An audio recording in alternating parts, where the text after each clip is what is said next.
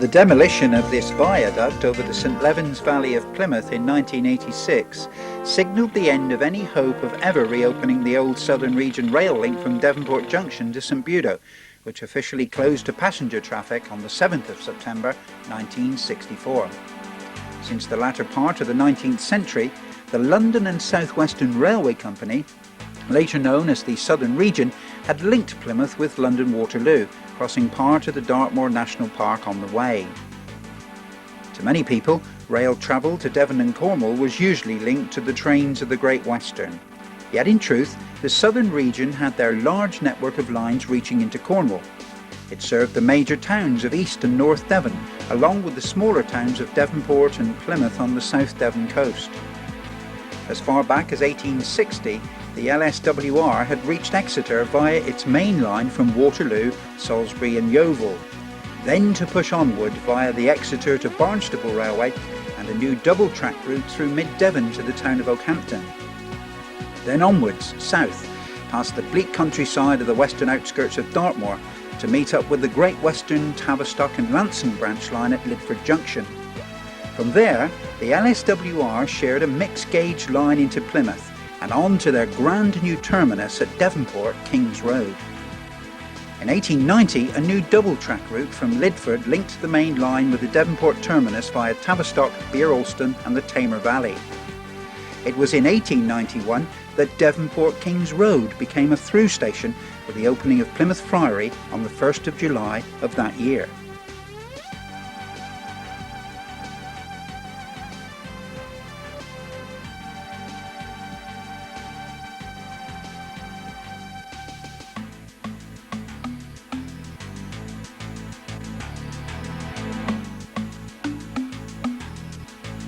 The Great Western Railway also reached into the heart of Dartmoor.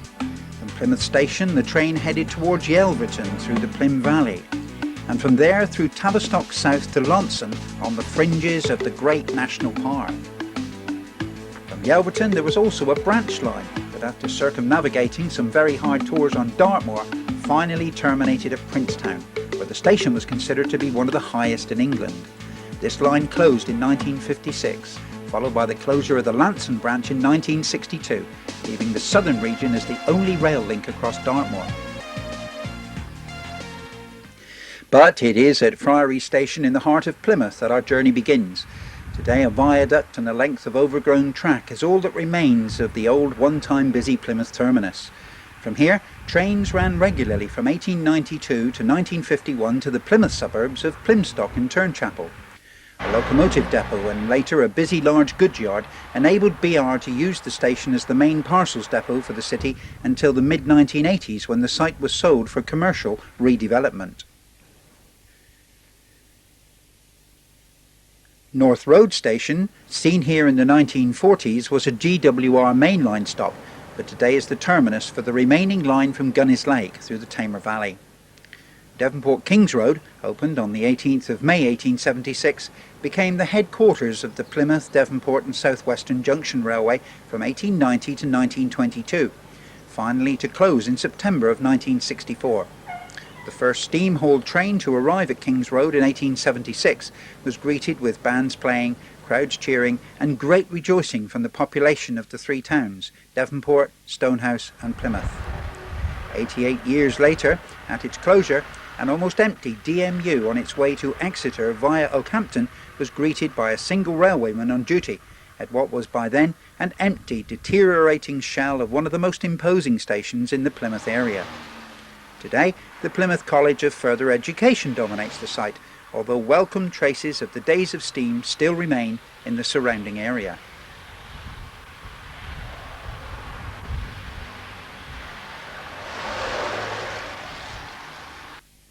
Until 1947, the next scheduled stop was Albert Road Halt, but with the closing of this small station, the train after crossing the St Leven's Viaduct entered Ford Station, a major stop for Devonport dockyard workers.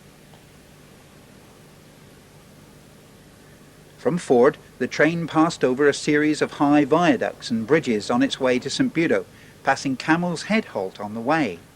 Closed in 1942, the old station site remained almost untouched, and even the sign was prominent until the closure of the line.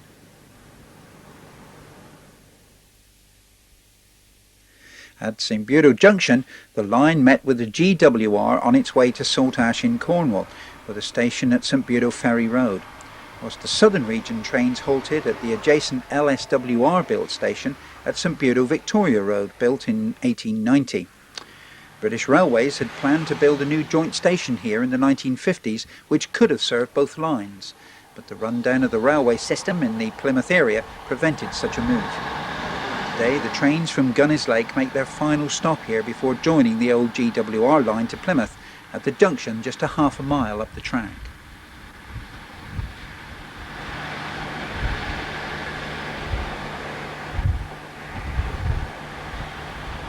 It was from this very station that as a 12-year-old I caught the train daily to school near Kings Road, and the memory of the West Country class engines roaring into the busy Victoria Road down platform is still quite vivid in my mind. With the GWR crossing at the Royal Albert Bridge, the Southern Region line passes underneath on its way to the journey through the beautiful Tamar Valley. Today this line is still a major attraction for tourists and provides a much needed link to Gunnis Lake.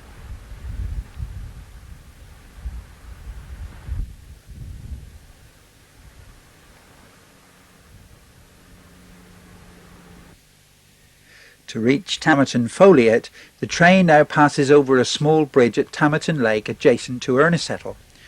Opened in 1898, Tamerton Foliot Station was built on a headland with the River Tavy to the north and Tamerton Lake to the south.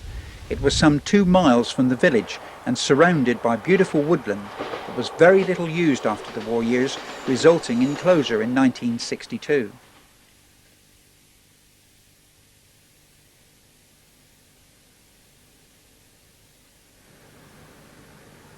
Leaving Tamerton and Worley Woods, the train now passes over the Southern Line's 16-arch Tavy Bridge, spanning the River Tavy, where it meets the River Tamar.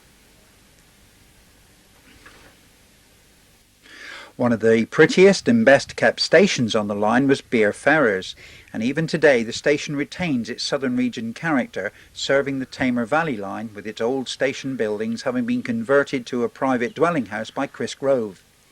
Together with a colleague, Bill Bailey, and having been smitten by the preservation bug, they have laboured since 1979 to recreate the heady atmosphere of the bygone country railway station with the added benefits of a regular BR service to the door. In 1991, Chris and Bill acquired the XRNAD Ernesettle 040 DM Hunslet shunter, built in 1944 from the Bodmin and Wendford Railway. After a complete repaint and mechanical and electrical overhaul, this engine is now operational on the privately extended line, where it is only a few miles from its original home. For the future, plans to expand the site into a railway museum are now underway, with the emphasis on offering hands-on experience through schools and other youth organisations to the younger generation, giving them an opportunity to handle the machinery of an age now past.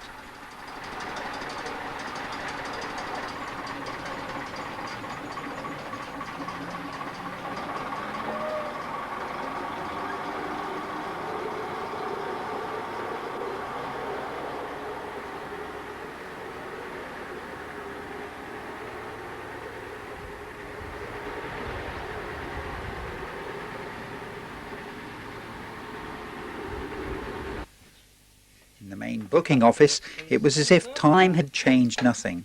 Obtaining the ticket in this way reminded me again of my school days and the journey from St Budo to Kings Road. Not only has the station retained much of its former Southern Region character, but Chris Grove also obtained the former LSWR SR signal box from Pinho in Exeter on the former Salisbury to Waterloo main line. It represents a typical country station box, and whilst originally built in the 1860s, is similar to the original Bere Ferrers box, having the same number of levers. The atmosphere on the day we filmed was unforgettable, with the added bonus of a BR unit approaching the station to stop at the request of a passenger. In discussion with a colleague a few weeks ago, we contemplated the thought of steam again being used on this section of line. Perhaps with the proposed reprivatisation of the railways, some steam-enthusiastic entrepreneurs will allow their hearts to rule their heads for a while and provide a new tourist attraction for such a beautiful section of line through the Tamar Valley.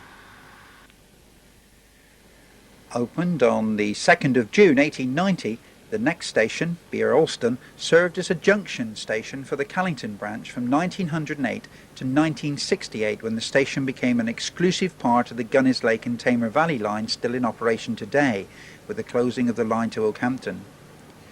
Bere was once a favourite place to travel for a picnic, and became well known as a dispatch point for strawberries from the area, with well in excess of some 200 tons in some seasons. The station is still busy at peak times and used by commuters from the local village some 3/4 of a mile to the south. Only the former Down Line platform is left in use, with a single line junction for Gunnislake.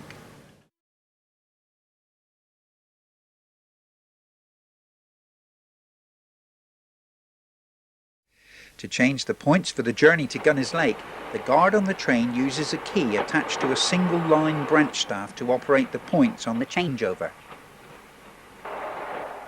On its way to Gunnislake, the train passes over the Tavistock Viaduct with breathtaking views of the Tamar Valley, and whilst its ultimate destination used to be Callington, the terminus was eventually moved to Gunnislake.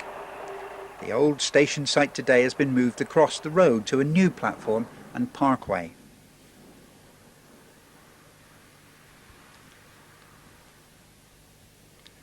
Back at Bere there are now tentative plans to reopen the former Southern Region line through to Tavistock, but the station will not be situated at the former Tavistock North site, built high above the western side of the delightful Devon market town which it served. Tavistock North station was 3/4 of a mile away from Tavistock South, served by the GWR, and closed for passenger traffic in 1962. Whilst nothing remains to invoke memories of the busy GWR station, the north site is still rich with memories of days gone by. In its 70-odd years of service, Tavistock had seen many fine locomotives working along its main line through the town, from the small 04402 tanks to the mighty streamlined West Country Pacifics, not forgetting, of course, the more modern 460 classes of the 1950s, and from time to time GWR locomotives including halls and castles. But as the last days of the line approached, diesel passenger units were familiar sights on the lines high above the town centre. Some commentators felt that the closure of the line to Tavistock was ill-conceived, as trains continued to run to Bere only 7 miles away. Although the station and line were run down by BR, it was felt that a little more thought and planning would have resulted in the continuation of a much-needed link to Plymouth. This is indeed borne out today by the need to reopen the line into Tavistock. Maybe much traffic congestion could have been avoided in the Plymouth area had the line remained open. A year or so after its closure, faithful but forlorn steam enthusiasts still visit the site, which was by now deteriorating fast. Eventually, the West Devon Council offices were constructed on the site of the former station goods yard, and private houses on the station building. The downside of the station platform, however, still remains as a private dwelling, with the apt name of Beeching's Folly.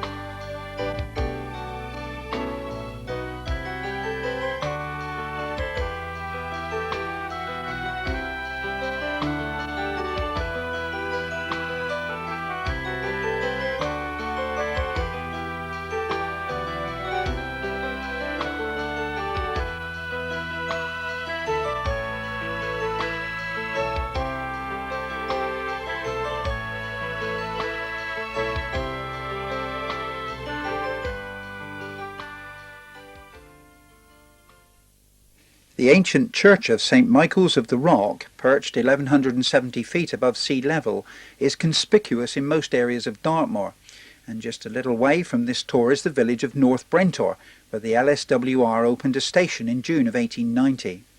Built of Dartmoor granite, This beautiful country station for so many years hosted the great steam engines of the LSWR. Today the station is maintained as a very attractive private dwelling with its distinctive features still in evidence. The station is still sadly missed, since it was always well used by the locals, who are now almost entirely cut off due to the lack of public transport. Whilst the GWR ran almost parallel to the Southern Region line in this area, they adopted the small village of Mary Tavy as stopping point for their service, just a mile to the south.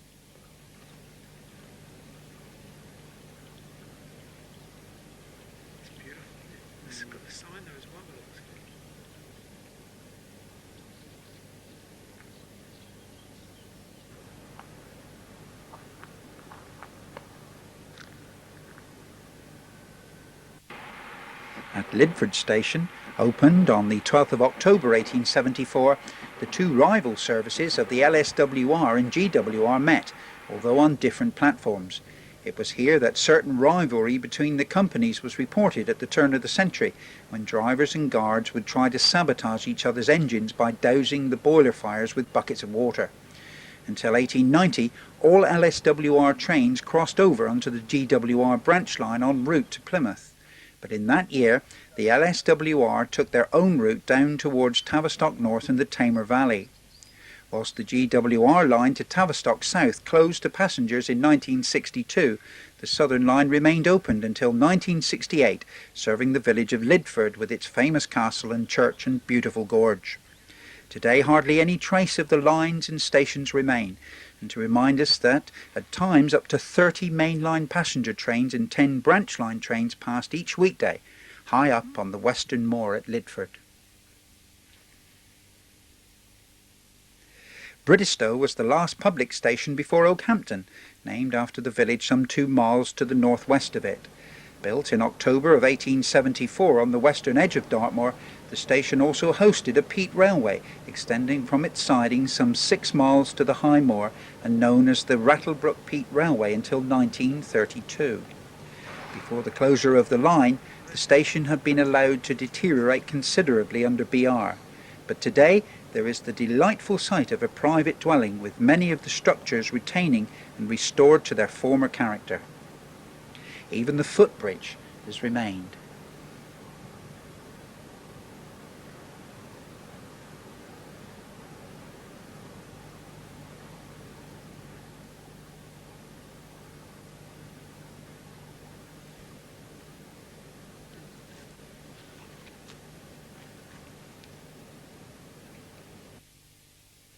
The last part of the journey to Oakhampton ran along the wildest edge of Dartmoor, passing the village of Sowerton, after which Meldon Junction was reached. Here until 1968 was a small halt built near to the railway-owned stone quarry, complete with its complement of steam units. The quarry is still in use today, with a connection through Oakhampton to Exeter via Colford Junction. The stone produced there still used as ballast for the railway tracks in the south and west of England. Its distinctive 30-chain-long Meldon viaduct spanned the West Oakhampton Valley, and the halt was used mainly for quarry workers, the trains stopping on request. Built in 1871, the station of Oakhampton served the town for many years until passenger services ended in early June of 1972. It became a very important junction station on the LSWR-SR route from Exeter, and for the last 4 years of its life was the terminus for the passenger line from Exeter, frequented by regular DMU sets. Because Oakhampton is still accessible by train, many are crying out for the passenger service to be reopened. In his book By Train to Oakhampton, local author Colin Bastin said in 1965 about the imminent line closure, "A storm was about to break, wiping away all within its path and leaving within a few short years only broken glass, decay, and the memory of a fine main line closed in what one could say was a moment of madness, and which is now missed so much by so many, including BR, particularly when the seawall at Dawlish on the ex-GWR mainline route is closed to trains, thus cutting off Devon and Cornwall from the rest of the UK railway systems, sometimes for many days, even weeks. And what I find so ironic is that Tavistock is now crying out for the route to be rebuilt and reopened, yet no one seems to be able to find the money to put right the mistakes of the past.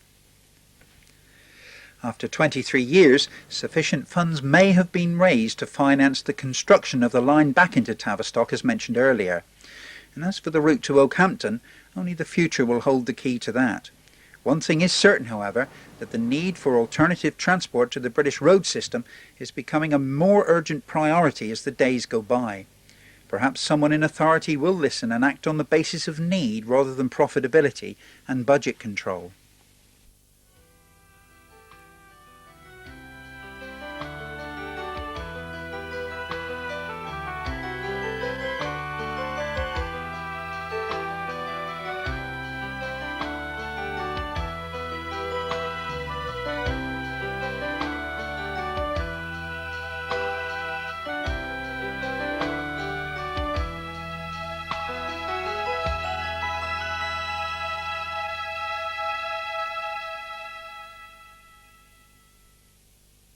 Sandford Courtenay, opened on the 8th of January 1867, was for many years the terminus for the line from Exeter because of a lack of money to extend further westwards. The next two stations on the old Southernway were very similar in design and structure. North Taunton, with its distinctive and imposing Victorian station building, was opened in 1865 and served the large area of mid-Devon farmland country and the village after which it was named.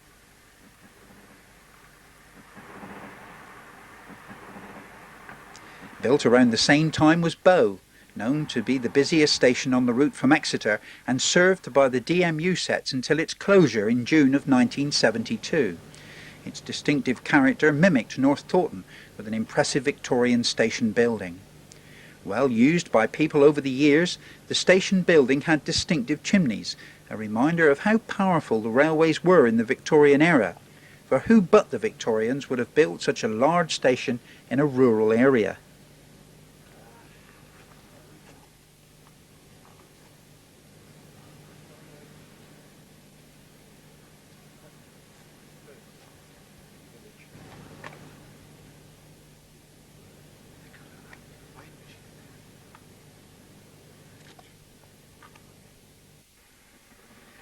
At Coleford Junction, the train joined the Exeter to Barnstaple line, and just 1 mile south of Coleford was the busy station of Yelverton, with its high signal box on its north side and a large marshalling yard to its south for the use of the many North Devon freight trains.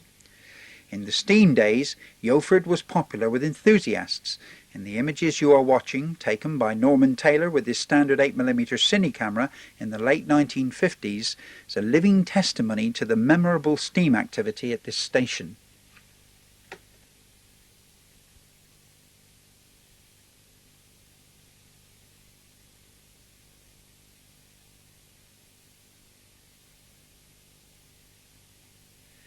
Back at Coleford Junction, the line branched to Barnstaple. It was all part of the southern region. The line is still in operation today with regular trains from Exeter.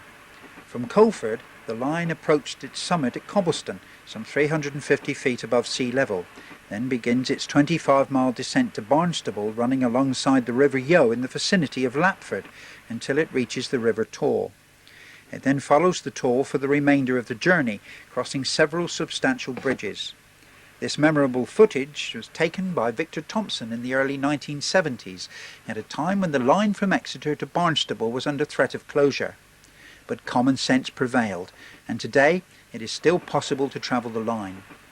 The film, Back Along the North Devon Lines, released by Aarchive Film Productions, explores the history of the Exeter to Barnstaple Railway and features some superb and unique archive footage of the line from Barnstaple to Ilfracombe, now consigned to the history books. It was at this time that the Exeter to Barnstaple line was consigned to branch status, and the nickname of Tarka Line took hold in 1989. In 1945, locomotives of the new West Country class were first seen on this railway. It's hard to visualise these mighty workhorses thundering down the valley from Exeter when the link was a main line. Today, a note on the regional railway's pocket timetable warns, After a period of heavy rainfall, flooding on local rivers may cause the temporary suspension of all parts of the Exeter to Barnstaple rail service. If this occurs, a replacement road service will be introduced. Ah well, that's progress, I suppose. Back at Yelverton, once a busy bustling station, it has today been relegated to an unstaffed halt on the route with the former up platform only in use. With the sparse activity now seen here, it's hard to visualise the intense steam activity of the earlier years without historical cine footage such as we saw earlier. Crediton station boasts of a turbulent history dating back to the mid-19th century. Following the passing of the Exeter and Crediton Railway Act on the 21st of July 1845, Messrs Waring set to work on the building contract. In 1847, the double-track broad gauge line was finished, but was prevented from being opened by the LSWR, which craftily purchased the majority of shares and outvoted the Exeter and Crediton directors. The line was left derelict until early spring of 1851, when one track was reconverted to broad gauge and leased to the B and ER. The other road was left as a standard gauge. Captain Wynne carried out the Board of Trade inspection on the 8th of May 1851, and the Exeter and Crediton was ceremonially opened on the 12th, on which day the station was decorated with flowers, trees and triumphal arches. Today, like Yelverton, Crediton is an unstaffed halt on the Exeter to Barnstaple line.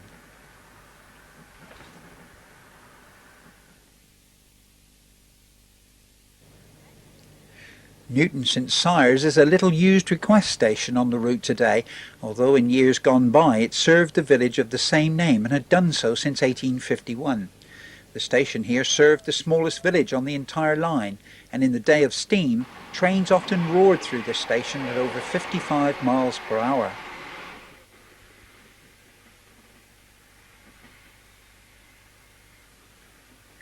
Like Plymouth North Road, Exeter St David's was not originally part of the Southern Region setup, having been built by the GWR.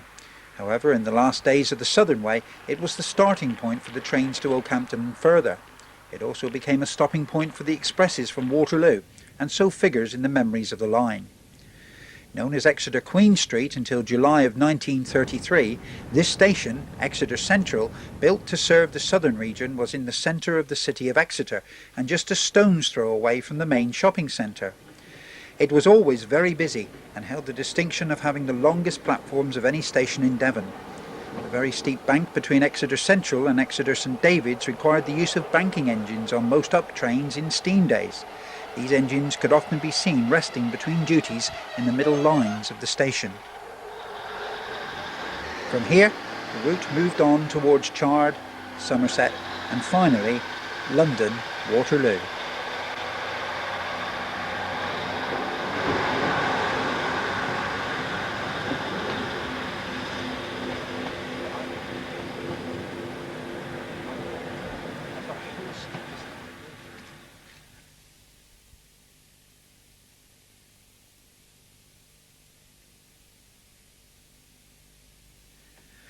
On the 5th of June 1972, the section of line from Colford Junction to Oakhampton was finally closed to passenger trains. On this day, the last of the trains set out from Exeter to make final stops at Bow, North Taunton, Stamford Courtenay and Oakhampton. Feelings were running high, and the staff and enthusiasts at Exeter St David's, having attached a wreath to the front of the leading diesel car, sent it on its way for the final journey. How good it is that rail enthusiasts thought to capture so many vital images of days gone by on cine film. Without them, much of our heritage would simply be words on pages of vital yet obscure books gathering dust on library shelves. Movie images bring alive those important events and enable us to relive moments in time that would otherwise be forgotten. So join those passengers now on that sad day in 1972 and embark on a memorable journey into history on the Southernway. Incidentally, as a final thought, did you know that in 1928 12,807 passenger tickets were issued at Yelverton Station and 240 lavatory pennies collected from the station toilets?